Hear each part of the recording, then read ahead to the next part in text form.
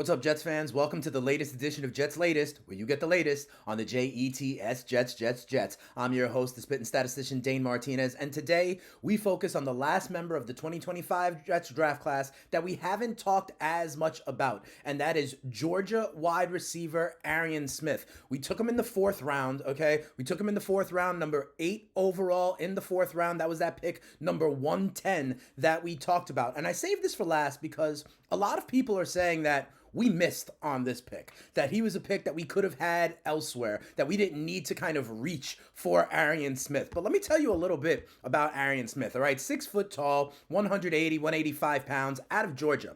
48 catches last year, led Georgia in receiving with 817 yards. And here's the important part, 17 yards a catch. He also ran on the track team at Georgia. By the way, that was a track team that finished second in the NCAA 4x100 relay. So this guy can burn. He has 4.3 speed and average 36 and a half yards on his touchdown catches at Georgia. Now, the knock on him has been, and rightfully so, I'm not going to sugarcoat this, has been drops, okay? He dropped a lot of passes, but you're going to hear a lot of people talk about you can't teach the speed that this guy possesses, and that was what the Jets had a need for. Look at the Jets wide receiver room, okay? You have Garrett Wilson, obvious alpha wide receiver, but he's not taking the top off the defense. You see who we added in free agency, right? Guys like Josh Reynolds, guys like Tyler Johnson. Those guys are good, but possession kind of veteran receivers. We brought back Allen Lazard.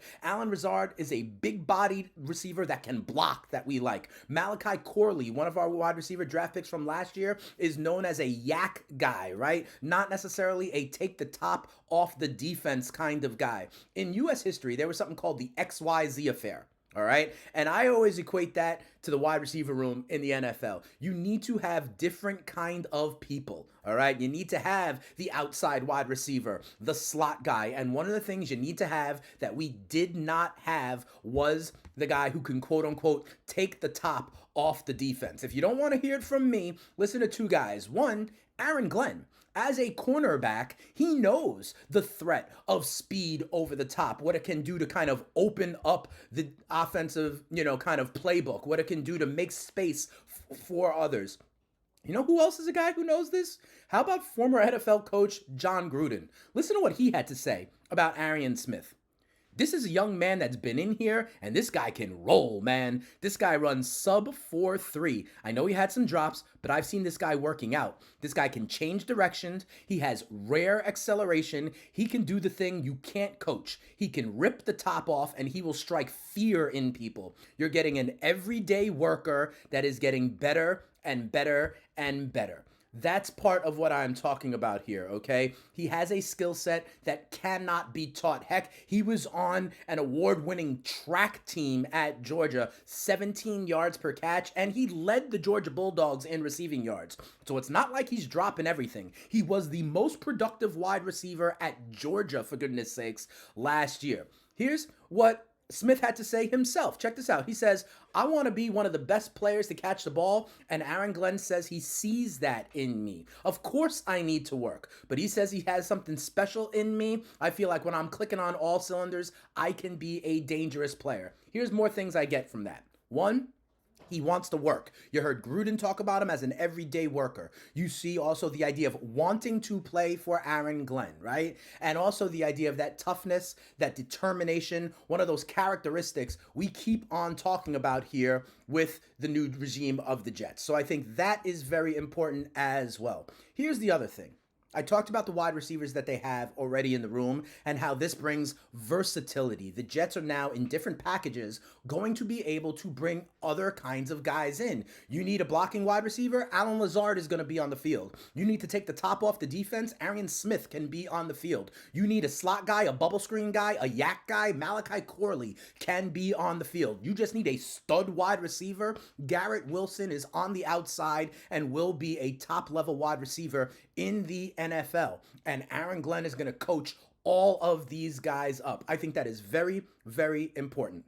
Another thing I have been talking about a lot here on Jets latest is how Aaron Glenn is building things similar to what he saw Dan Campbell do with the Detroit Lions. I talk about how Jared Goff had a second act at quarterback and how we are potentially hoping for Justin Fields to have a second act at quarterback. We talked about how in Detroit they built through the offensive line, and we see how we are now building a young, solid, aggressive offensive line. We talk about all sorts of things that are comparable to in Detroit, where they went from a laughing stock to an NFC championship game, two-time division winning, 10, 11, 12 win kind of team in the span of a couple of years based on culture coming from the head coach, right?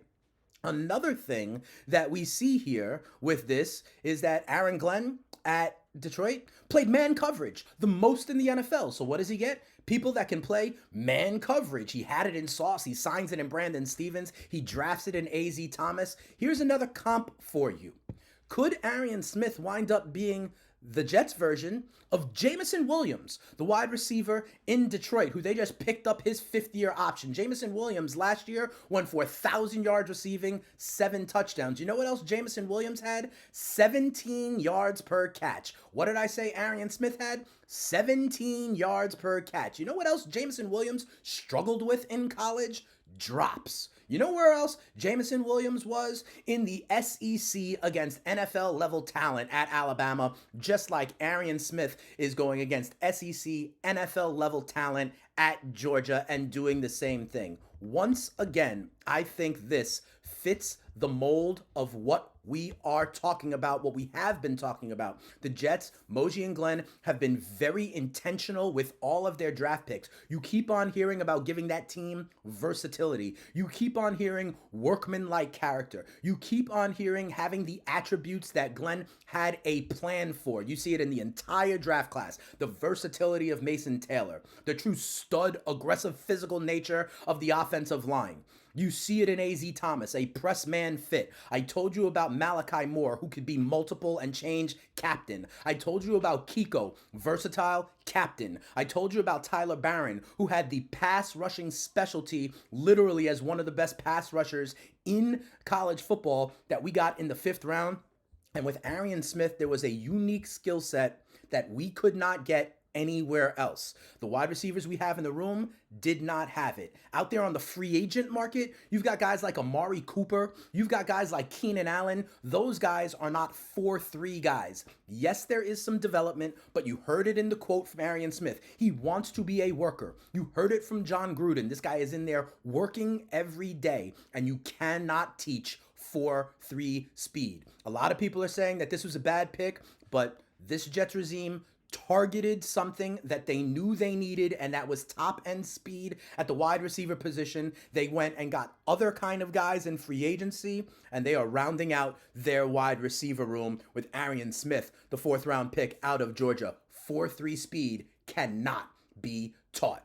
That'll do it for this episode of Jets Latest. Remember, like this video, subscribe to the channel, tell a Jets fan friend to tell a Jets fan friend, because we are giving it to you every single day here on Jets Latest. I am the spitting statistician, Dane Martinez, and if you want to hear more from me, I am also the host of the FTN Fantasy Show over on SiriusXM, channel 87. We talk fantasy everything, fantasy football, where right now we're looking at the draft and seeing who could be fantasy relevant, who is compromised because of the NFL draft.